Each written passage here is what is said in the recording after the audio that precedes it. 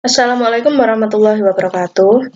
Ya, pada kesempatan kali ini saya akan menunjukkan salah satu jenis penyerangan pada jaringan komputer, yaitu dengan menggunakan teknik DNS poisoning atau biasa disebut juga dengan DNS case poisoning.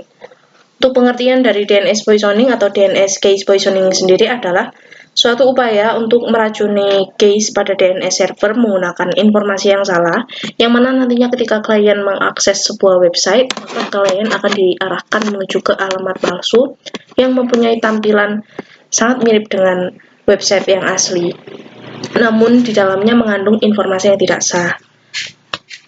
Nah, untuk simulasi DNS case poisoning kali ini, saya menggunakan Windows XP sebagai komputer klien, dan untuk attacker atau penyerangnya saya menggunakan Backtrack 5, yang keduanya saya install di VirtualBox. Untuk simulasi nantinya, saya akan mencoba untuk meracuni DNS server pada laman facebook.com. Untuk itu, kita coba akses dulu ke laman facebook.com.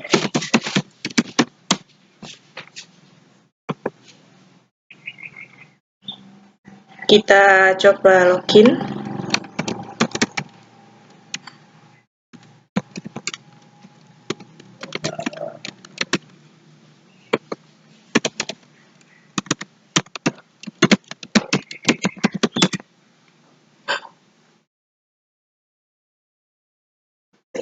Ya, di sini klien sudah berhasil login ke laman facebook.com. Tidak ada masalah. Kita coba lakukan ping ke facebook.com.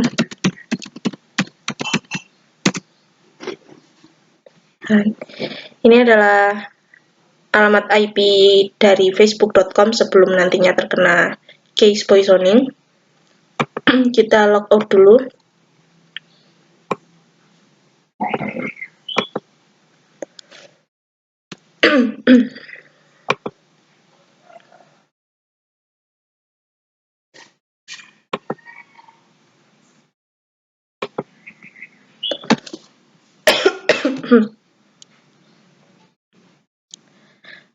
Oke, kita sudah logout, kemudian kita masuk ke Backtrack 5 untuk melakukan proses DNS poisoningnya.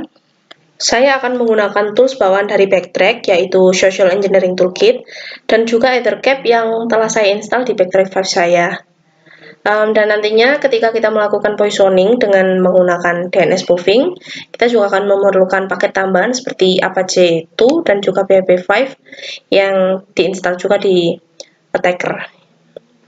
Nah, sebelumnya untuk memulai proses poisoning, kita akan membuat website cloning terlebih dahulu dari facebook.com menggunakan Social Engineering Toolkit, karena nantinya ketika klien mengakses laman facebook.com, maka klien akan diarahkan menuju alamat attacker, dan di situ klien akan melihat tampilan Facebook yang mirip dengan tampilan aslinya.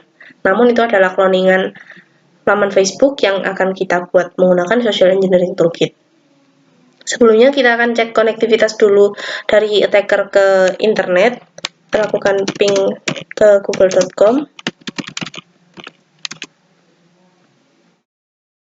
Oke, dia tersambung.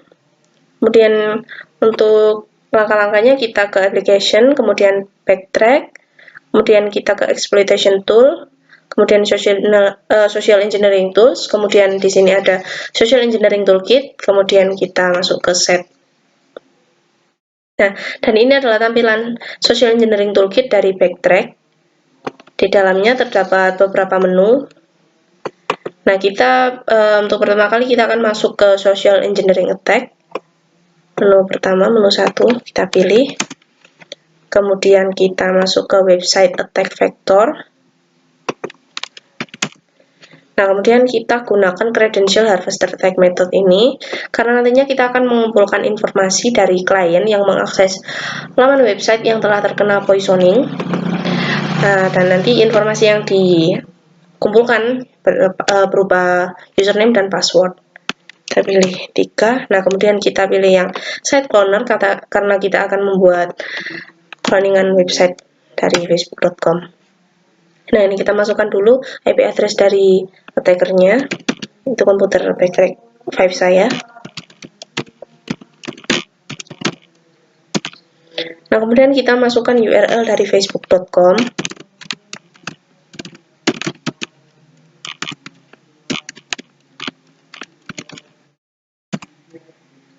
Tunggu beberapa saat.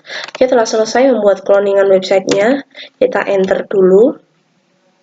Nah, kemudian kita masuk ke terminal root-nya. Nah, di sini kita akan melakukan konfigurasi terlebih dahulu ketika kita pertama kali menggunakan Ethercap. Tapi ketika sudah selesai sudah pernah dikonfigurasi, jadi tidak perlu dilakukan. Untuk konfigurasinya kita bisa masuk ke nano tc, kemudian ether.conf seperti ini. Nah, di sini adalah lokasi untuk melakukan konfigurasi dari Ethercap. Kita cari IP chain. Nah, ini kita cari IP chain dan IP tables. Kita hilangkan tanda pagarnya, yaitu untuk mengubah komen ini menjadi sintak aktif. Oke, kemudian kita close dan save. Nah, terus kemudian kita lakukan IP forwarding terlebih dahulu. Fungsinya untuk meneruskan paket-paket dari host menuju ke gateway. Caranya dengan mengetikkan sintaks seperti ini, echo 1.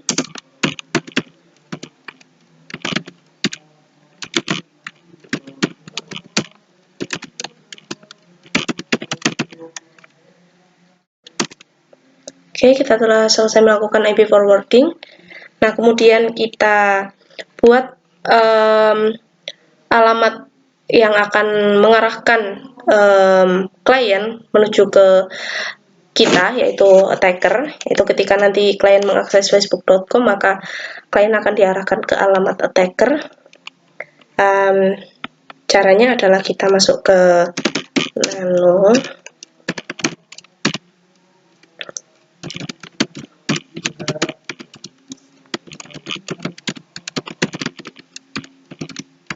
Nah, ini adalah sintaknya. Nah, kita masuk ke Ethercap DNS. Kita cari bagian, nah bagian ini setelah redirect itu bla bla bla. Nah, di sini kita ganti saja alamatnya sesuai dengan website yang nantinya akan terkena case poisoning, dan sebelah ini adalah alamat dari attacker, alamat IP dari attacker. Nah, karena sudah saya ganti, jadi kita tinggal mengganti untuk alamat dari websitenya, itu Facebook. Kita ganti ke Facebook.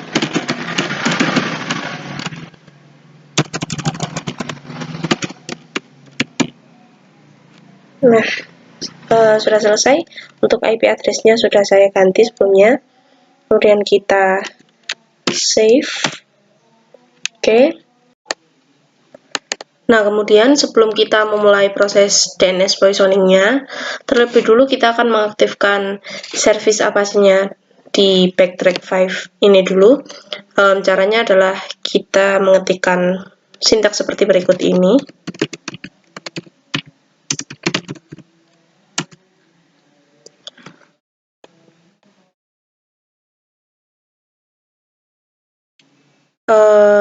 Kita coba akses dulu untuk localhost-nya. Kita coba ketikkan alamat IP kita, alamat IP dari attacker.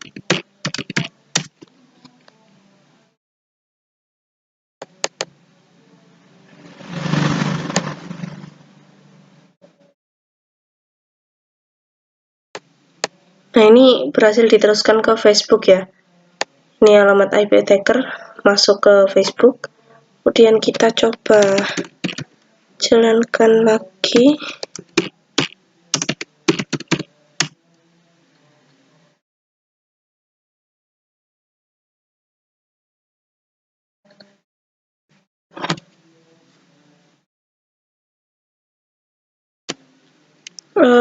Kita coba masuk ke Ethergap GUI-nya. Kemudian kita coba sniff, lakukan sniffing di interface area 0. Kemudian kita scan hostnya terlebih dulu. Nah, ada 2 host di sini, kita masukkan ke host list. Untuk gateway, kita masukkan add to target 1. Kemudian ini adalah IP address dari Windows XP, add to target 2. Oke, kemudian kita masuk ke plugin terlebih dahulu, manage the plugin. Kita aktifkan DNS spoof-nya seperti ini. Nah, kemudian kita masuk ke MITM RP spoofing. Nah, kita centang bagian sniff remote connection. Oke, kita bisa mulai start sniffing. Oke, kita coba untuk, nah ini di sini terlihat bahwa kalau DNS spoof melakukan spoofing dari facebook.com ke alamat IP dari attacker. Kita coba akses di Windows XP, kita coba jalankan lagi, maksudnya kita coba masuk lagi ke facebook.com.